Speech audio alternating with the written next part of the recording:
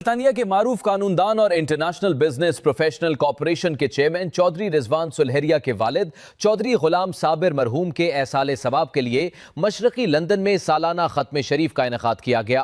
تقریب میں لندن بھر سے وکلاء، کاروباری حضرات اور سماجی شخصیات کی کثیر تعداد نے شرکت کی۔ پاکستان سے آئے ہوئے مشہور نعت خوان محمد شوکت اویسی نے خوبصورت انداز میں ہدیہ نعت پیش کیا۔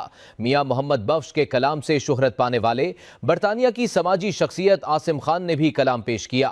تقریب کے اختتام پر مرحوم چودھری غلام صابر کے درجات کی بلندی کے لیے خصوصی دعا کی گئی۔